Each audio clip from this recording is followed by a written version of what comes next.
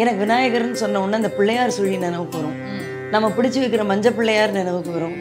அப்புறம் கொழுக்கட்டை. இதை விரும்பாதவங்க இருக்க முடியாது. அவருடைய மிகப்பெரிய தொந்தி. ஒரு 6 பிரிவுகளாக இருந்ததுல முதன்மையானதும் தலைமையானதுமாக இருக்கக்கூடியது விநாயகர் பெருமானுடைய வழிபாடு தான். விநாயகர் வழிபாடுங்கிறது நம்முடைய 6ஆம் நூற்றாண்டில் தொடங்கியது அப்படின்னு இது நாள் வரைக்கும் சொல்லப்பட்டது. ஆனால் சமீபத்தில் விருதுநகர் அருகில் விநாயகர் சிலை கண்டெடுக்கப்பட்டுள்ளது. விழுப்புரம் அருகில் ஒரு விநாயகர் சிலை கண்டெடுக்கப்பட்டுள்ளது. அது 3ஆம் நூற்றாண்டை சேர்ந்தது போல இருக்குது அப்படின்னு ஒரு தகவல் கிடைத்திருக்கு. அப்போ நம்ம விநாயகர் வழிபாடு எப்போ தொடங்கி இருக்கோம்? முருகனுக்கு அறுபடை வீடு இருக்கா மாதிரி விநாயகருக்கும் அறுபடை வீடுகள் இருக்கு. ஆனா பல பேருக்கு இது தெரியாது. பெருமான் அவங்க அப்பனுக்கே, யாரு சிவபெருமானுக்கே அச்சு முறிச்ச வேலையெல்லாம் இருக்கு. விநாயகரை வழிபடுவது ரொம்ப ரொம்ப எளிமை. அருகம்புல்லை எடுத்து தூக்கி அவர்கிட்ட போட்டிங்கன்னா போதும், அவர் மனம் குளிர்ந்து நமக்கு அருள் செய்வார். ஔவையார் கொடுத்த பாலும் தெளிதேனும் பாகும் பருப்பும் இவை 4ம் கலந்துனக்கு நான் தருவேன், கோலம் செய் துங்க கரிமுகத்து தூமணியே நீ எனக்கு சங்கத் தமிழ் 3ம் தா. நம் நாட்டுக்கு விடுதலை கிடைப்பதற்கே கணபதி ராயன் பாதத்தை பிடிக்கணும்னு சொன்னவர் பாரதி.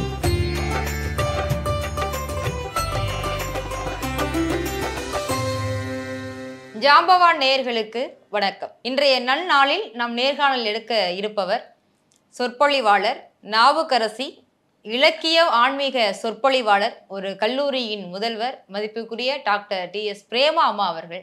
மேம் வணக்கம். வணக்கம். வணக்கம் சிவநந்தினி. நல்லா இருக்கீங்களா? நல்லா இருக்கீங்களா? மிக்க மகிழ்ச்சி. நன்றி. நல்லா இருக்கும். விநாயகர் அப்படின்னு சொன்னதுமே உங்களுக்கு என்னமா நினைவுக்கு வருது? முதல் நிகழ்வாக, அதுவும் விநாயகர் மூலமாக தொடங்கப்பட்ட ஒரு முதல் நிகழ்வாக இருக்கு.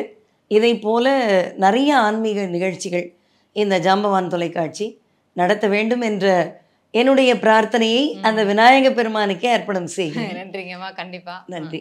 எனக்கு விநாயகர்னு ஒன்று நினைவுக்கு வர்றது ரொம்ப ஒரு விநாயகர் அழகான ஒரு கடவுள். அவருக்கு ஆனால் யானை முகம்தான் இருக்கு, ஒரு துதிக்கை இருக்கு, பெரிய காது இருக்கு. எனக்கு விநாயகர்னு சொன்ன உடனே அந்த பிள்ளையார் சுழி நினைவுக்கு வரும். நம்ம பிடிச்சி வைக்கிற மஞ்ச பிள்ளையார் நினைவுக்கு வரும். அப்புறம் கொழுக்கட்டை. இதை விரும்பாதவங்க இருக்க முடியாது. அவருடைய மிகப்பெரிய தொந்தி. எனக்கு விநாயகர்னா முதல்ல சுண்டல், பொங்கல், கொழுக்கட்டை, அதுதான் நல்லதுங்கம்மா. இப்போ விநாயகர் சதுர்த்தி அப்படிங்கும் போது விநாயகர் அப்படின்னாலே எல்லார் வீட்லயுமே வழிபடக்கூடிய ஒரு தெய்வமாக இருக்கிறது. நீங்க விநாயகர் வழிபாடு எப்படிலாம் செய்வீங்க? நம்ம தொடக்கத்துல விநாயகர் வழிபாடு எப்படியெல்லாம் தொடங்கியது, அதை பத்தி நேயர்களுக்கு சொல்லுங்க. விநாயகர் வழிபாட்டுக்கு நம்ம போறதுக்கு முன்னால நம்முடைய ஆதிசங்கரர், காலடியில் தோன்றிய ஆதிசங்கரர், அவர் ஒரு 6 பிரிவாக நம்முடைய இந்து கடவுள்களை பிரித்ததாக சொல்லுவாங்க. சைவம், வைணவம், கௌமாரம், காணாபத்தியம், சாக்தம், சௌரம். இதில் சைவம் என்பது சிவனை தலைவராக கொண்டு வழிபடுவது, வைணவம் என்பது திருமால், அதே போல் காணாபத்தியம் என்பது கணபதி விநாயக பெருமானை முன்னிறுத்தி நாம் செய்வது, சௌரம் என்பது சூரிய கடவுளை நாம் முன்னிறுத்தி செய்வது, கௌமாரம் என்பது குமரக்கடவுள் முருகப்பெருமான், சாக்தம் என்பது சக்தி வழிபாடு. இப்படி ஒரு 6 பிரிவுகளாக இருந்ததுல முதன்மையானதும் தலைமையானதுமாக இருக்கக்கூடியது விநாயக பெருமானுடைய வழிபாடு தான்.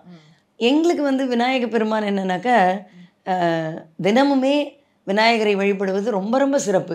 நீங்கள் வேற எந்த கடவுளை வழிபடுறீங்களோ இல்லையோ, இந்துக்களாக பிறந்தவர்கள், நம்முடைய இந்து மத கொள்கைகளையும் கடவுள்களையும் ஒத்துக்கொண்டவர்கள் விநாயகரை வழிபடுவது ரொம்ப நல்லது. காரணம் என்னென்னா, காரிய சித்தி. நம்ம நினச்ச காரியம் பலிக்கணும் அப்படின்னு நினச்சிங்கன்னு வைங்களேன், அதுக்கு விநாயக பெருமான் தான். அப்போ நான் வழிபடுறது எப்படின்னாக்கா, மாதத்தில் 2 தடவை தினமுமே விநாயகருக்கு நம்முடைய வீட்டில் பூ வச்சுட்டு தான் வருவோம். ஆனால் சிறப்பு வழிபாடுன்றது மாதத்தில் 2 முறை சதுர்த்தி வரும். அதாவது அமாவாசைக்கு 4ஆம் நாள், பௌர்ணமிக்கு 4ஆம் நாள் சதுர்த்தி. நம்ம வரிசையாக சொல்லிட்டு வர்றதில்ல. இந்த சதுர்த்தி நம்ம என்னன்னாக்கா, பௌர்ணமிக்கு அப்புறமா வரக்கூடிய சதுர்த்தி தான் சங்கடகர சதுர்த்தின்னு சொல்கிறோம். அமாவாசைக்கு அப்புறம் வரக்கூடியது வளர்பிறை சதுர்த்தி. வளர்பிறை சதுர்த்தி என்பது வளங்களை அள்ளி கொடுக்கும். சங்கடகர சதுர்த்தி என்பது நம்முடைய சங்கடங்களை நீக்கும். இதுதான் நம்முடைய மரபு. விநாயகர் வழிபாடு நமக்கு எப்படி தோன்றியது அப்படின்னு கேட்டிங்கனாக்கா, நம்ம ஆதிசங்கரர் கொடுத்தது போல் 6ஆம் நூற்றாண்டில் தோன்றியதாக நம்ம படிக்கிறோம். ஆனால் இப்போ சமீபத்தில் உங்களுக்கு கூட தெரிஞ்சிருக்கும், நம்முடைய அதான் கேட்கணும்னு நினைச்சேன். இப்ப நீங்க இவ்வளவு நேரம் சொல்லும்போது சொல்லுங்க. விநாயகர் வழிபாடுங்கிறது நம்முடைய 6ஆம் நூற்றாண்டுல தொடங்கியது அப்படின்னு இது நாள் வரைக்கும் சொல்லப்பட்டது. ஆனா சமீபத்தில் விருதுநகர் அருகில் வந்து விநாயகர் சிலை கண்டெடுக்கப்பட்டுள்ளது. ஆமா விழுப்புரம் அருகில் ஒரு விநாயகர் சிலை கண்டெடுக்கப்பட்டுள்ளது. அது வந்து 3ஆம் நூற்றாண்டை சேர்ந்தது போல இருக்குது அப்படின்னு ஒரு தகவல் கிடைத்திருக்கு. ஆமா. அப்ப நம்ம விநாயகர் வழிபாடு எப்போ தொடங்கி இருக்கோம்? அதாவது இதோட தொடக்கம் வந்து யாராலையுமே சொல்ல முடியல. ம். 3ஆம் நூற்றாண்டுல தொடங்கப்பட்டிருக்கலாம்னு கல்வெட்டு ஆராய்ச்சியாளர்கள் சொல்றாங்க. ம். ஆனா நம்முடைய வரலாற்று பின்னணி என்னன்னா 6ஆம் நூற்றாண்டு. ம். ஆனால் இந்த விநாயகர் சதுர்த்தி வழிபாடு என்பது பணக்காரர் முதல் ஏழை வரை ம். தொடங்கப்பட்டது, தொன்று தொட்டு வளர்ந்து வருவதுன்னு பார்த்தா 18ஆம் நூற்றாண்டுலேருந்து தான். ஓகே. அப்படி போயிட்டு இருக்கு. ஆக மொத்தம் விநாயகர் வழிபாடு இருக்கு. இதுல முக்கியமானது என்னன்னாக்கா விநாயகர் சதுர்த்தி அன்றைக்கு நம்ம அந்த களிமண்ணில் செய்யக்கூடிய பிள்ளையாரை வைத்து வழிபாடு செய்வது என்பது மிகவும் சிறப்பானது. முருகன்னா அறுபடை வீடுகள் இருக்கு கண்டிப்பா. அப்படிங்கிற மாதிரி இப்ப விநாயகர் அப்படின்னா அவருக்கும் நிச்சயமா வந்து அறுபடை வீடுகள், முக்கிய ஸ்தலங்கள், கண்டிப்பா நிச்சயமா தரிசிக்க வேண்டிய நிச்சயமா இடங்கள்லாம் இருக்கும் இல்லையா? இருக்கு. அந்த மாதிரி இடங்கள்லாம் சொல்லுங்க. ஏன் அந்த இடத்துக்குலாம் போகணும்? மற்ற இடங்களுக்கும் அதுக்கு என்ன தனி சிறப்பு அப்படிங்கிறத ஷேர் பண்ணிக்கோங்கம்மா. அதாவது வந்து உங்களுக்கு விநாயகரை எந்த வடிவத்துல எந்த ஊர்ல வழிபட்டாலும் விசேஷம்தான். ம். ஆனால் விநாயகர் இல்லாத இந்து கோவில் எதுவுமே கிடையாது. மீதி தெய்வங்களாவது இருக்கும், இல்லாமல் இருக்கும். நான் சொல்கிறது வந்து இப்போ வைணவ திருத்தலங்கள் வந்து எப்படி பண்ணுவாங்கன்னா, அவங்க வந்து சைவ கடவுள்களை வந்து அதிகமான ஒரு அந்த கடவுளரோட உருவ வழிபாடு இருக்காது. ஆனாலும் அந்த வைணவ திருக்கோயிலில் கூட அவரை வந்து தும்பிக்கை ஆழ்வார் அப்படின்னு சொல்லி விநாயகப் பெருமானை வச்சு வழிபடுறாங்க. ஏன் இந்த விநாயகப் பெருமான் நம்ம வந்து நீங்கள் கேட்டீங்க கூட அதுக்கு சிறப்பு தலங்கள் இருக்கான்னு. எல்லா கோவில்களிலும் விநாயகர் இருக்குது. ஆனால் முருகனுக்கு அறுபடை வீடு இருக்கா மாதிரி விநாயகருக்கும் அறுபடை வீடுகள் இருக்குது. ஆனால் பல பேருக்கு இது தெரியாது. அதாவது இதில் வந்து அறுபடை வீடுகளில் முதல் வந்து திருவண்ணாமலை. திருவண்ணாமலை வந்து பஞ்சபூதங்களில் சிவபெருமான் அக்னி ரூபமாக எழுந்திருக்கக்கூடியது. ஒரு நெருப்பு சாட்சியாக நிற்பது. நெருப்பென்ன நின்ற நெடுமாலேன்னு நம்ம வைணவத்தில் பெருமாளை சொல்கிறோம். ஆனால் நெருப்பாக நின்ற கடவுள் நம்முடைய சிவபெருமான். திருவண்ணாமலைக்கு ஒரு விசேஷம், நினைத்தாலே முக்தி கிடைக்கும். நம்ம போக வேண்டியதில்லை, அங்கே கடவுளை தரிசிக்க வேண்டியதில்லை, கிரிவலம் வர வேண்டியதில்லை. உட்கார்ந்த இடத்துல திருவண்ணாமலையும் உண்ணாமலை அம்மனையும் நினைச்சாலே முக்தி கிடைக்கும். அந்த திருக்கோவிலில் நமக்கு விநாயகப் பெருமான் இருக்கார். திருவண்ணாமலை விநாயகப் பெருமான் வந்து என்னன்னாக்கா அல்லல் தீர்க்கக்கூடிய விநாயகப் பெருமான். அது ரொம்ப ரொம்ப விசேஷமானது. அது முதல் படை வீடு. இரண்டாவது படை வீடுன்னு பார்த்தீங்கன்னாக்கா திருமுதுகுன்றம் என்று சொல்லக்கூடிய இடத்துல 18 அடி ஆழத்தில், அங்கே ஆழத்து பிள்ளையார். பொதுவாக பிள்ளையார் வந்து சமதரையில் இருக்கும் அல்லது ஒரு பீடம் மேலே ஏறி இருக்கும். ஆனால் இந்த ஒரு திருத்தலத்தோட விசேஷம் சிறப்பு என்னன்னா ஆழத்தில், அதுவும் எவ்வளோ ஆழம்னு பார்த்தீங்கன்னா 18 அடி ஆழத்தில் விநாயகர் உட்கார்ந்துருப்பார். இது திருமுதுகுன்றம். மூன்றாவதாக நம்ம சொல்லக்கூடியது பார்த்தீங்கன்னாக்கா திருக்கடவூர். அங்கே வந்து கள்ளவாரண விநாயகர். ஏன் கள்ளவாரண விநாயகர்? விநாயகப் பெருமான் கள்ளத்தனத்தை ஒழிக்கக்கூடியவர். ஆனால் விநாயகருக்கே இந்த ஊரில் கள்ளவாரண விநாயகர்னு பேர். ஏன் அப்படின்னு கேட்டிங்கனாக்கா, இந்த இந்திராதி தேவர்கள்லாம், இந்த தேவர்கள் அனைவரும் அவங்க வந்து என்ன பண்ணாங்களா, ஒரு தடவை விநாயகப் பெருமானை வழிபட மறந்துட்டாங்க. அது வந்து விநாயகப் பெருமான் அவங்க அப்பனுக்கே, யார் சிவபெருமானுக்கே அச்சு முறிச்ச வேலையெல்லாம் இருக்குது. அப்போ இந்த தேவாதி தேவர்கள்லாம் விநாயகரை வழிபடலை. வழிபடாததுனால என்ன ஆச்சுனாக்கா, அந்த தேவர்களுக்கு அமிர்த கலசம் இருக்கும், உங்களுக்கு தெரியும். அதை எடுத்து இவர் கள்ளத்தனமாக ஒழிச்சு வச்சுட்டாராம். அதனால் இந்த ஊரில் திருக்கடவூரில் இருக்கக்கூடிய பிள்ளையாருக்கு கள்ளவாரண விநாயகர். இது வந்து அதனுடைய மூன்றாவது படை வீடு. நாலாவது மதுரை மீனாட்சி அம்மன் திருக்கோவிலில் இருக்கக்கூடிய ஒரு காரிய சித்தி விநாயகர். அந்த பிள்ளையாரை வேண்டிக் கொண்டோம் என்றால் எந்த காரியமாக இருந்தாலும், சொன்னீங்கன்னாக்கா ஒரு கேஸ் இருக்குதுன்னு வச்சுக்கோங்க, கோர்ட்டில் பல நாட்களாக தள்ளி வரும். இல்லை ஒரு குழந்தைக்கு படிப்பு வரல, இல்லை ஏதோ ஒரு தொடர்ந்து ஒரு வியாதி, இல்லை உடல் சுகமின்மை, இந்த மாதிரிலாம் இருந்ததுன்னா இந்த விநாயகரை போய் நீங்கள் வேண்டிக்கிட்டீங்கன்னா முக்கியமாக வழக்கையெல்லாம் தீர்த்து வைக்கக்கூடியவர் காரிய சித்தி விநாயகர். அடுத்ததாக பார்த்தீங்கன்னாக்கா ரொம்ப ரொம்ப ரொம்ப ரொம்ப ஃபேமஸ் பிள்ளையார்பட்டி விநாயகர்.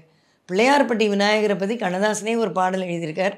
இந்த பிள்ளையார்பட்டி விநாயகர் வந்து மிகவும் அற்புதமான, அருமையான, நம்முடைய தேவகோட்டைக்கு பக்கத்தில் இருக்குது, திருப்பத்தூர்லேருந்து ஒரு 8 கிலோமீட்டர் தொலைவில் இருக்குது. காரைக்குடியிலேருந்து ஒரு 15 கிலோமீட்டர். அதே நிறைவாக சொல்லணுன்னாக்க திருநறையூர் அப்படி சொல்லக்கூடிய ஒரு ஊரில் பொல்லா பிள்ளையார்னு பேர். அது பொல்லா பிள்ளையார். பொல்லானா செதுக்காத பிள்ளையார். அப்படியே ஒரு உருவமாக வச்சுருக்காங்க. இது விநாயகர். அதை நாங்கள் வழிபடுறோம். ஸோ இப்படி வந்து உங்களுக்கு அறுபடை வீடுகள் விநாயகருக்கும் இருக்குது. உண்மையிலே நீங்கள் ஒவ்வொரு அந்த திருத்தலங்களும் சொல்லும்போது, அந்த வீடுகளை சொல்லும்போது நிச்சயம் போகணும்னு நம்ம நேயர்கள் எல்லாருக்குமே தோன்றியிருக்கோம். ரொம்ப மகிழ்ச்சி. அதே நேரத்தில் இப்போ ஒவ்வொரு கடவுளுக்குமே வந்து இதை படைச்சா அந்த கடவுளுக்கு பிடிக்கும், நிச்சயம் இதை கொண்டுட்டு போனால் நல்லாயிருக்கும், இந்த தேதியில் போய் தரிசித்தா வந்து நல்லது நடக்கும், இல்லாட்டி இந்த நம்பர் வந்துச்சுன்னா இந்த கடவுளோட அனுக்கிரகம் எனக்கு இருக்குது அப்படிங்கிற ஒரு நம்பிக்கை இருக்குது. இப்போ விநாயகர் அப்படின்னா அவருக்கு பிடித்த எண், இல்லை அவரை வந்து வழிபடுறதுக்கு உகந்த நாள், அந்த மாதிரி கூட எடுத்துக்கலாம். இந்த நம்பர் வந்துச்சுன்னா உங்களுக்கு விநாயகரோட அருள் இருக்குப்பா அப்படின்னா அந்த மாதிரி விடயங்கள்லாம் இருக்குது. அதை கொஞ்சம் பகிர்ந்துக்கோங்க நம்ம மக்கள்கிட்ட. விநாயகருக்கு ஏற்ற எண் அப்படின்னு சொன்னால் 21. 2 1 கூட்டினா 3. 3ஆம் எண்ணில் எது வந்தாலுமே சிறப்பு. விநாயகருக்கு நீங்கள் வந்து எவ்வளோ நம்ம இப்போ விநாயகர் சதுர்த்தி அன்னைக்கு கூட நம்ம இன்றைய தினம் எல்லாருமே கொழுக்கட்டை பண்ணியிருப்பாங்க. ஆனால் நீங்கள் எவ்வளோ எண்ணிக்கை பண்ணாலும் 21 பண்ணால் போதும். 21ன்றது அவருக்கு ரொம்ப பிடித்த ஒரு விசேஷமான எண். அதோடு இல்லை, விநாயகரை வழிபடுவது ரொம்ப ரொம்ப எளிமை. பெருமாளை வழிபடுறதுக்கு துளசி எடுப்போம், சிவனை வழிபடுவதற்கு வில்வம் எடுப்போம், முருகப்பெருமானை வழிபடுவதற்கு அரளி, அம்பாளை வழிபடுவதற்கு அரளிப்பூ, வெண்கொன்றை மலர்கள் அப்படிலாம் சொல்லுவோம். ஆனால் நம்முடைய விநாயகரை வழிபடுவதற்கு ஒன்றே ஒன்று தான், ரொம்ப ரொம்ப எளிமையானது. கையில் காசு இல்லை, என்னோடய வறுமைக்கு நான் எப்படி கடவுளை கும்பிடுறது அப்படின்னு வருத்தப்படுவனுடைய வருத்தத்தை கூட தீர்க்கக்கூடியவர் விநாயக பெருமான். ஏன்னா நீங்கள் அப்படியே கீழே மண்ணில் வளர்ந்து நிற்கிது பாருங்கள் நம்முடைய அருகம்புல்லை எடுத்து தூக்கி அவர்கிட்ட போட்டிங்கன்னா போதும், அவர் மனம் குளிர்ந்து நமக்கு அருள் செய்வார். அப்போ அந்த 21 என்ற எண் நம்முடைய விநாயகப் பெருமானுக்கு உரியது. எப்படி வந்து நம்ம சிவபெருமானை 5 எழுத்து புனை பிடித்து கிடக்கின்றேனே நம சிவாய என்ற, இல்லை சிவாய நம எப்படி வச்சாலும் 5 எழுத்து, பெருமாளுக்கு சொல்லும் பொழுது 8 எழுத்து, அந்த மாதிரி விநாயகப் பெருமானுக்கு சொல்லும் பொழுது 21 அப்படி தான் போகும். முருகப்பெருமானுக்கு 6. அதான், ஏன்னா அவருக்கு 6 முகம் இருக்கு இல்லையா, அதனால் 6 என்ற எண் மிகவும் சிறப்பானது. அம்மா இவ்வளோ சொல்லும்போது உங்களுக்கு வந்து விநாயகரை பற்றி ரொம்ப பிடிக்குது அப்படிங்கிறது எங்களால் உணர முடியுது. உங்களுக்கு மிகவும் பிடித்த விநாயகர் பாடல் நான் அடிக்கடி கேட்பேன், அதிகமாக மேடைகளை பயன்படுத்தின பாடல் அப்படின்னா எந்த பாடல்? நிச்சயமா நல்ல கேள்வி கேட்டீங்க சிவநந்தினி. ஔவையார் கொடுத்த பாலும் தெளிதேனும் பாகும் பருப்பும் இவை 4 கலந்துனக்கு நான் தருவேன், கோலம் செய் துங்க கரிமுகத்து தூமணியே நீ எனக்கு சங்கத் தமிழ் 3 தா. அந்த மாதிரி நான் தமிழ் பேச தொடங்கிய ஒரு 40 ஆண்டுகளுக்கு மேலாக பேச தொடங்கிய காலத்திலிருந்து இந்த பாடல், இதை எல்லா மேடைகளிலும் சொல்லிகிட்டே இருப்போம். அதே மாதிரி 5 கரத்தனை ஆனை முகத்தினை இந்தி நிலம்பரை போலும் ஈற்றனை நந்தி மகந்தனை ஞான கொழுந்தினை புந்தியில் வைத்தடி போற்றுகின்றேனே. இப்போ நீங்கள் பாடல்னு கேட்ட ஒன்று தான் எனக்கு வந்து விநாயகரை வழிபட்டால் என்னென்ன கிடைக்கும். நம்ம ஒரு எதுவுமே காரண காரியம் இல்லாமல் மனிதர்கள் செய்வதில்லை. கடவுள்கிட்ட போனாலுமே பிள்ளையாரப்பா நான் உனக்கு ஒரு 108 தேங்காய் மாலை போடுறேன், எனக்கு இந்த காரியத்தை முடிச்சு கொடு. அதே மாதிரி பெருமாள்கிட்ட போனால் நம்ம எடைக்கு துலாபாரம் கொடுக்குறோம் அப்படின்னு வேண்டிப்போம். அதாவது நான் உனக்கு இது தரேன், நீ எனக்கு இதை செய் அப்படின்னு ஒரு டீல் வைக்கிறோம் கடவுள்கிட்ட கூட. அந்த மாதிரி விநாயக பெருமானை வழிபட்டால் என்னென்ன கிடைக்கும் அப்படின்னு பார்த்தா, விநாயகரை வழிபடும் போது நம்ம எந்த டீலும் வச்சுக்க வேண்டாம். விநாயகரை வழிபடும் போது எதுவுமே தேவையில்லை, நீங்கள் வழிபட்டாலே போகிறோம், அவர் கொடுத்துருவார். அதை தான் பாடல் சொல்லுது. வாக்குண்டாம் நல்ல மனம் உண்டாம் மாமலராள் நோக்குண்டாம் மேனி நுடங்காது துப்பார் திருமேனி தும்பிக்கையான் பாதம் தப்பாமல் சார்வார் தமக்கு. வாக்கு கிடைக்குமா நம்ம பேசுவதற்கு? இப்போ நீங்கள் பேசுகிறீங்கனாக்கா நான் பேசுகிறேன் அப்படின்னு சொன்னால் இந்த பேச்சு திறமை நமக்குள் வளர்வதற்கு விநாயகப் பெருமானுடைய அருள் இருக்கிறது. வாக்குண்டாம் நல்ல மனம் உண்டாம். விநாயகரை நினைக்கின்ற பொழுது மனசில் மனுஷ மனசு தானே, அதனால் மனம் ஒரு குரங்குன்றாங்க. கள்ளத்தனம் தானாக போகிறோம். ஆனால் இந்த கள்ளத்தனம் இல்லாமல் நல்லதனமான மனதை கொடுப்பதற்கு நல்ல மனம் உண்டாம். மாமலராள் நோக்குண்டாம். நீங்கள் விநாயகரை வழிபட்டால் தனியாக போய் மகாலட்சுமியை வழிபட வேண்டியதே இல்லை. மாமலரிலே வீற்றிருக்கக்கூடிய திருமகளாகிய மகாலட்சுமி மாமலராள் நோக்கு, அவளுடைய பார்வை நம் மேல் படும். எப்போ இந்த தும்பிக்கையான் பாதத்தை நாம் தப்பாமல் சார்வார் தமக்கு அப்படின்னு. இதில் வந்து இன்னொன்று கேட்டிங்கனாக்கா, கண்ணதாசன் வந்து எப்போவுமே அவர் நகரத்தார் இனத்தை சேர்ந்தவர், உங்களுக்கு தெரிஞ்சிருக்கும். ஒரு முறையும் காரைக்குடியில் போயிட்டு வரும்போது, தேவகோட்டை போயிட்டு வரும்போது, பிள்ளையார்பட்டி வரும்பொழுது அந்த பிள்ளையார்பட்டி விநாயகரை தரிசிக்காமல் வரவே மாட்டார். அப்போ அந்த கோவிலில் இருக்கக்கூடிய பெருமக்கள், வழிபடுகின்ற மக்கள், அங்கே இருக்கக்கூடிய அர்ச்சக பெருமக்கள் எல்லாருமே என்ன கேட்குறாங்கனாக்கா, ஒரு தடையும் நீங்கள் வந்துட்டு போகிறீங்க, எங்கள் விநாயகர் மேலே மட்டும் நீங்கள் பாட்டே கொடுக்கவே இல்லையே அப்படின்னு சொல்லி கேட்குறாங்க. அப்போ ஒரு பேப்பரும் பேனாவும் கொடுப்பான்னு கேட்டாராம். அவர் ஆசுகவி இல்லையா, நம்மெல்லாம் தூசுகவி, சில பேர் மாசுகவி அந்த மாதிரி. ஆனால் ஆசுகவி என்ன எழுதுறாரு, அற்புத கீர்த்தி வேண்டின், ஆனந்த வாழ்வு வேண்டின், நற்பொருள் குவிதல் வேண்டின், நலமெல்லாம் பெருக வேண்டின். என்ன சொல்லணும், என்ன செய்யணுமா, கற்பக மூர்த்தி தெய்வ திருக்களஞ்சியன் தன்னை நாம் பணிந்து பார்த்தால் பொய்யில்லை கண்ட உண்மைங்கிற அந்த விநாயக பெருமானை நீ வணங்கினால் அற்புத கீர்த்தி வரும், அதாவது பேரும் சீரும் கிடைக்கும்வாங்க, ஆனந்த வாழ்வு கிடைக்கும், நமக்கு நலம் பெருகும், வளம் கூடும், எல்லாம் கிடைக்கணும்னா விநாயக பெருமான் தான். இதை வந்து கண்ணதாசன் அழகாக அப்படி எழுதி போட்டு போனார். அது இப்போ கண்ணதாசன் நம்முடைய திருமூலர் திருமந்திரத்தில் வந்தது, இதையெல்லாம் ஔவையார் சொன்னதை தாண்டி பாரதியார் சொல்லியிருக்கார். பராசக்தி கிட்ட விண்ணப்பிக்கிறாரு. என்னன்னா, கணபதி ராயன் அவன் இரு காலை பிடித்திடுவோம், எதுக்கு, குணம் உயர்ந்திடவே விடுதலை கூடி மகிழ்ந்திடவே. பாரதியார் காலத்தில் நம்மெல்லாம் அடிமைப்பட்டு கிடந்தோம், 33 கோடி மக்கள் இருந்த போதும் அதை தாண்டி வேதங்களோடு வாழ்ந்து கொண்டிருந்தோம். அப்படிப்பட்ட நேரத்தில் நம் நாட்டுக்கு விடுதலை கிடைப்பதற்கே கணபதி ராயன் பாதத்தை பிடிக்கணும்னு சொன்னவர் பாரதி. அது எனக்கு இந்த ஒரு சந்தேகம் இருக்குங்கம்மா. இப்போ எல்லாருமே கொண்டாடக்கூடிய ஒரு கடவுளாக விநாயகர் இருக்கிறார். எனக்கு தெரிஞ்சு யார் எழுதணும், ஒரு பேப்பர் ஒரு பேனா எடுத்து எழுத தொடங்குனாங்கன்னா முதல்ல போறதே வந்து பிள்ளையார் சொல்லி போடுறேன் அப்படின்னு தான் போடுவாங்க. ஆமாம், அந்த பழக்கமும் வழக்கமும் எதனால வந்துச்சு, எப்பயிலேருந்து வந்தது? அந்த பழக்கம் வழக்கம் நம்முடைய தொன்று தொட்டு ஆன்றோர்கள் கற்றுக் கொடுத்தது தான். அதாவது எழுத தொடங்கும் பொழுது நம்முடைய மனமும் கையும் ஒன்றா ஒத்து போனால் தான் நம்மளுக்கு எழுத்து தொடங்க முடியும். ஸோ அது தொடங்கிறதுக்கு முன்னால் என்னன்னு யோசிப்போம்ல, அந்த யோசிக்கிறதுக்கு முன்னால் ஒரு பிள்ளையார் சுழியை போட்டு தொடங்கணும். அதோடு மட்டுமில்ல, பிள்ளையார் வந்து எல்லாத்துக்குமே முதன்மை கடவுள் என்பதனால் அந்த பிள்ளையார் சுழி தோன்றியது. நம்ம யாராக இருந்தாலும் பிள்ளையார் வந்து அவரை பெற்ற அப்பன் சிவபெருமானுக்கே டெஸ்ட் வச்ச ஆள். எப்படின்னு பார்த்தீங்கன்னாக்கா, ஒரு முறை போருக்கு புறப்படுறார் சிவபெருமான். போருக்கு போகும்பொழுது நீங்கள் போருக்குனே இல்லை, எந்த ஒரு காரியம், ஒரு பரீட்சை எழுத போகிறோம், இல்லை ஒரு இன்டர்வியூ அட்டன் பண்ண போகிறோம், இல்லை ஒரு நிகழ்ச்சிக்கு போகிறோம், இந்த மாதிரி, இல்லை வெளியில் ஏதோ ஒரு வெற்றிக்காக போகிறோம் அப்படின்னாக்கா, இல்லை ஒரு வழக்கு தீரணும் அப்படின்னு போகிறோன்னா விநாயகரை வேண்டிட்டு கிளம்பணும்.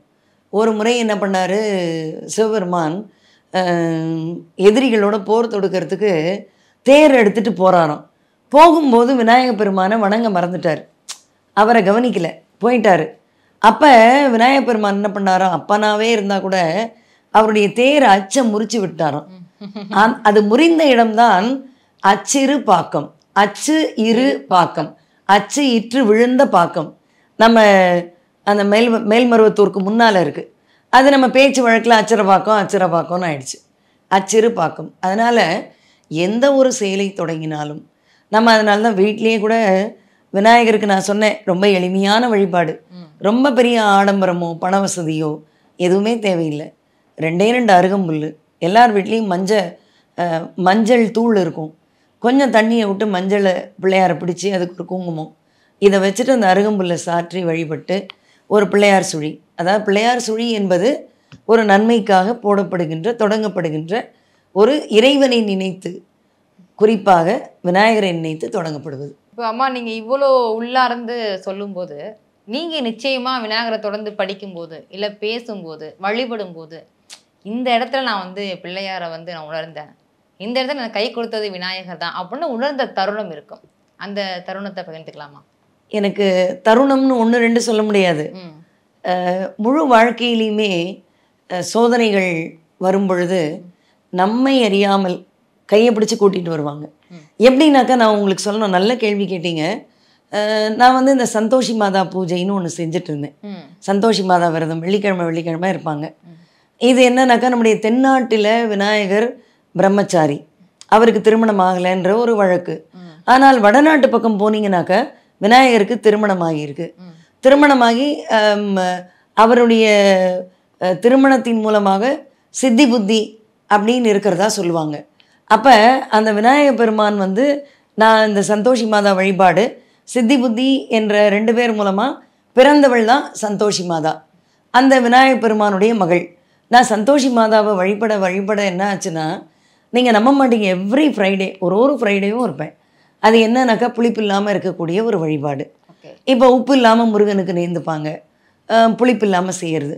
அப்போ அந்த புளிப்பு இல்லாமல் நம்ம செய்யும் பொழுது சந்தோஷி மாதான்றது நான் உங்களுக்கு சொன்னேன், வடநாட்டில் விநாயகருடைய மகள். அப்போ என்னை அறியாமல் நான் எங்கே போனாலும், ஒரு நவராத்திரிக்கு போனாலோ இல்லை ஏதோ ஒரு கல்யாணத்துக்கோ இல்லை ஒரு ஃபங்க்ஷனுக்கு போனால், அங்கே எனக்கு ஒரு gift, ஒரு பரிசு பொருள் என்ன வரும்னு பார்த்தீங்கன்னா, குட்டியாக பிள்ளையார் வந்துடும். பிள்ளையார் எப்போவுமே வந்துகிட்டே இருக்கும். எனக்கு வந்து நான் வாங்கின பிள்ளையார் ஒன்று தான், எனக்கு தானாக வந்த பிள்ளையார் தான். மீதியெல்லாம் பரிசு விநாயகர் தான், நிறைய பரிசு விநாயகர் தான். காரணம், அவர் எனக்கு வாழ்க்கையில் சோதனையெல்லாம் கடந்து வாழ்க்கையை பரிசாக கொடுத்துருக்காரு. இப்போ குறிப்பாக சொல்லணுன்னா, ஒரு 2 நாளைக்கு முன்னால் என்னுடைய மகள் வந்து இப்போ இந்த ஃபுல் டைம் பிஹெச்டி பண்ணிகிட்ருக்காங்க. அவங்களுக்கு வந்து இந்த பப்ளிகேஷன், ஜேர்னல் பப்ளிகேஷன்லாம் ரொம்ப ரொம்ப முக்கியம். அது ரொம்ப நாளாக அந்த பேமெண்ட் கேட்வே ஓப்பனே ஆகாமல் இருக்குது. என்ன செய்கிறதுன்னு தெரியல எங்களுக்கு. எப்படி போட்டாலும் அது வந்து மறுதளிக்கப்படுது, டிக்ளைன் ஆகிட்டே இருக்குது. என்ன செய்கிறதுன்னு தெரியவே இல்லை. அப்போ நான் என்ன செஞ்சேன், இந்த 2 நாள் முன்னால் பிள்ளையார் சொல்லி போட்டு, பிள்ளையாருக்கும் சந்தோஷி மாதாவுக்கும் இந்த பழைய 5 பைசா இருக்கும், உங்களுக்கு தெரியும், அதை எடுத்து வச்சுட்டு வேண்டிட்டு போனேன். இன்றைக்கி நமக்கு இந்த காரிய சித்தி நடக்கணும் அப்படின்னு. இன்றைக்கி விநாயகர் சதுர்த்தி சனிக்கிழமை, நான் வேண்டிட்டது வந்து வியாழக்கிழமை. அன்றைக்கி எடுத்து வச்சுட்டு போனேன். நம்ப மாட்டீங்க, அன்றைக்கி ஏதோ ஒரு தீர்வு, என் மகளாகவே உட்காந்து அதை ஆராய்ச்சி பண்ணி இன்டர்நெட்லேயும் கூகுள்லேயும் போய் கண்டுபிடிச்சி அந்த பேமெண்ட்டை பேமெண்ட் பண்ணி அவளுக்கு அது அக்செப்ட் ஆகி அவளுக்கு அந்த அவளுடைய ஆர்டிக்கிளும் பப்ளிஷ் ஆகிடுச்சு. அது வந்து ரொம்ப பெரிய விஷயம். அந்த மாதிரி ஒரு நிகழ்வுமே என்னுடைய வாழ்க்கையில், என்னுடைய பெண்கள் இருவரும், பெரியவ வந்து மருத்துவ படிப்பு படித்தா, அவள் பிஜி வரைக்கும் எம்டிஎஸ் வரைக்கும் படிக்கணும். சின்ன மகள் வந்து எம்பிஏ முடித்து இப்போ அதான் பிஹெச்டி பண்ணிகிட்ருக்காங்கன்ற. இந்த மாதிரி ஒரு தருணத்திலும் நான் என்னுடன் எனக்குள் விநாயகரை உணர முடிந்தது. மகிழ்ச்சிங்கம்மா. ரொம்ப உணர்வுபூர்வமாக உள்ளபூர்வமாக நிறைய விடயங்களை பகிர்ந்துக்கிட்டீங்க. இந்த விநாயகர் சதுர்த்தி நாளில் உங்களுடைய கருத்துக்கள் நிறைய மக்களுக்கு வந்து நிச்சயமாக ஒரு முன் உதாரணமாக, ஒரு உந்து சக்தியாக இருக்கும் அப்படிங்கிறத நம்புகிறேன். இந்த விநாயகர் சதுர்த்தி அதுமா நீங்கள் நினைத்தபடி எப்பொழுதும் உங்கள் வாழ்நாளில் வெற்றிகள் கிட்டுவதற்கு விநாயகர் துணை நிற்கட்டும் அப்படின்னு சொல்லி இவ்வளோ நேரம் கலந்துக்கிட்டு நிறைய விடயங்களை பகிர்ந்து கொண்டமைக்காக மிக்க நன்றிங்கம்மா. மிக்க நன்றி சிவநந்தினி. எனக்குமே ரொம்ப பெரிய மகிழ்ச்சி. ஒரு நல்ல நாளில் இந்த சேனலுக்குமே இது தொடக்க நாள், ஆன்மீக நிகழ்ச்சி. இது தொடர்ந்து விநாயகர் அருளால் நல்லபடியாக முன்னேறி மேன்மேலும் இவர்களும் வளர்ச்சியை காண வேண்டும். இதை பார்த்து கொண்டிருப்பவர்கள், கேட்டுக்கொண்டிருப்பவர்கள், உங்களுக்கு எல்லாருக்குமே விநாயகருடைய அருள் பரிபூர்ணமாக கிடைக்க வேண்டும் என்ற ஒரு நல்ல பிரார்த்தனையை வைத்து, நானும் உங்களுக்கு நல்ல விதத்தில் ரொம்ப அழகாக பேசி என்ற பேட்டி கண்டீங்க, அதுக்கு நன்றி தெரிவித்து விடைபெறுகிறேன். நன்றி, வணக்கம். நன்றி.